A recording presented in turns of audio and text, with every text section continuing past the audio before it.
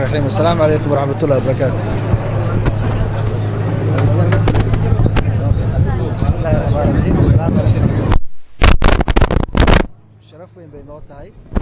maanta inaanu niman magaalada Kismaayo oo uu dhawaan ka bilaaban doono shirkii madasha watashiga Soomaaliyeed aad iyo aad ayaan uga mahadnaqaynaa aniga wafdigaygu soo dhaweynta quruxda badan ee dadka reer Kismaayo ay maanta soo dhaweeyeen aad baan uga mahadnaqaynaa dawladooda madaxweynaha Axmed Maxamed Islaan Madoobe iyo shacabka reer Kismaayo reer Jubbaland qirada wadaninimo ay nagu qaabileen naguna soo dhaweeyeen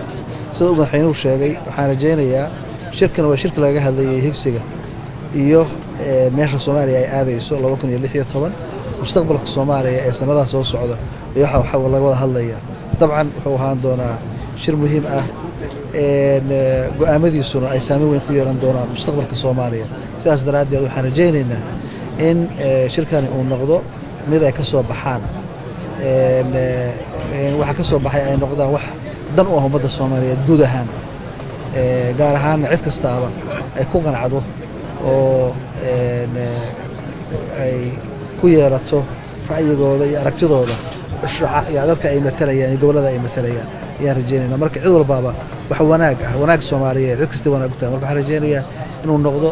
midkii Soomaaliya meesha hadda joogto ka qaadi lahayd meesha runta ay istaasho gelay dowladnimadeeda gelay inay noqdo ayaan rajaynayaa aad iyo aad u mahadsantihiin.